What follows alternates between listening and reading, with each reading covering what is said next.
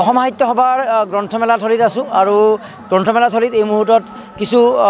পঢ়ুৱৈৰ ভিৰ দেখা গৈছে আৰু সেই দৃশ্য আমি দেখুৱাইছোঁ ভিন্ন প্ৰান্তৰ পৰা আৰু অসম সাহিত্য বুলি ক'লে কেৱল বজালি নহয় সমগ্ৰ অসমৰ পৰা ইয়াতে পঢ়ুৱৈ আহে আৰু পঢ়ি ভিৰ কৰিছে। আমি এই মুহূৰ্তত পথাৰ পাব্লিচাৰ্ছৰ সন্মুখত আছোঁ। ভালেসংখ্যক বিপণী আহিছে। পথাৰ পাব্লিচাৰ্ছৰ স্বত্বাধিকাৰ বিপণীত দেখুৱাইছে ভালেসংখ্যক কিতাপ তেওঁলোকে আগবঢ়াই দিছে আৰু দেখুৱাইছোঁ যে এতিয়াও কিতাপ ক্ৰয় কৰি আছে। আমি দেখুৱাইছে ভিন্ন প্ৰান্তৰ পৰা পঢ়ুৱৈ আহিছে আৰু সেই পঢ়ুৱৈয়ে কিতাপ ক্ৰয় কৰা দেখা গৈছে। গতিকে সাহিত্য সভা পাঠশালাৰ পৰা পাঠশালাৰ সাহিত্য সভাই কিতাপৰ বিক্ৰীৰ ক্ষেত্ৰত এটা পৰিৱেশ দিছে। আমি ব্যস্ততাৰ মাজত অনুভৱ জানিম ময়ূৰদা আছে আৰু গ্ৰন্থমেলাৰ ছাপোৰ্ট বা হেৰি পাঠক কেনেকৈ আহিছে পাঠক মানে পাঠশালাত আমি ভাবাই নাছিলোঁ যে ইমান বিক্ৰী হ'ব আৰু আমাৰ বিশেষকৈ এইটো গলিত মানে বহুত বিক্ৰী হৈছে। বিশেষকৈ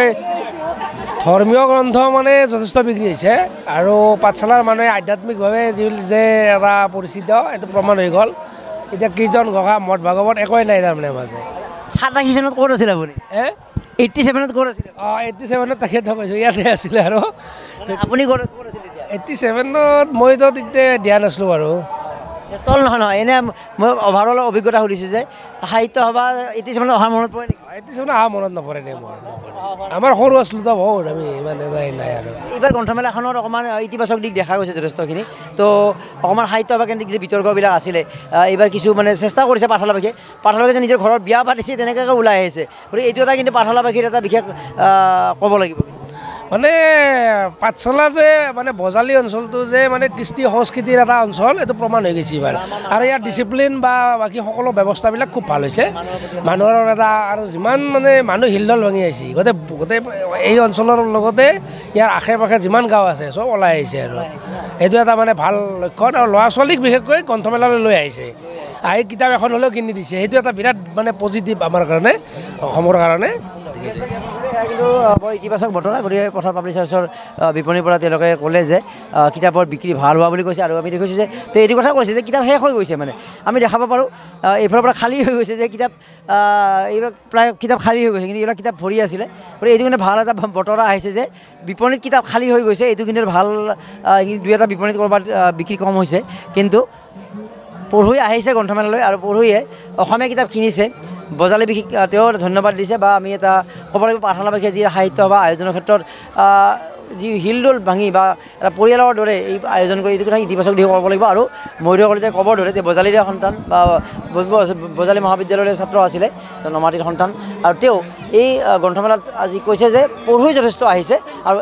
আমি এখন আপোনালোকৰ যে গ্ৰন্থমেলাত পঢ়ুৱৈ অহা বুলি কৈছে আচলতে আচল কথা হৈছে গ্ৰন্থমেলাত পঢ়ুৱৈ প্ৰথম ষ্টলটোতহে সোমাইছে যে প্ৰথম গলিটোত সোমাইছে বাকীবিলাকত মানে তেনেকৈ ঢুকি পোৱা নাই তেওঁ মানে ভাগৰুৱা হৈছে মানে বিভিন্ন এৰিয়াটো গোটেই এৰিয়াটো বিৰাট ডাঙৰ হৈছে সেইটো কাৰণে বিভিন্ন মানে হেৰি হৈছে প্ৰদৰ্শনী তাৰপিছত বিজ্ঞান মেলা এই গোটেইখিনি কৰাৰ পিছত মানে ভাগৰুৱা হৈ গৈছে কিন্তু যিবিলাক সোমাইছে দুই এখন কিতাপ কিনিছে অসমীয়া কিতাপ বিক্ৰী হৈছে আমি যিসকলে পঢ়ি আহিছে আমিও মৰমনন্দৰ ফালৰ পৰা আমি কৃতজ্ঞতা জ্ঞাপন কৰিছোঁ কাৰণ আমি যদিও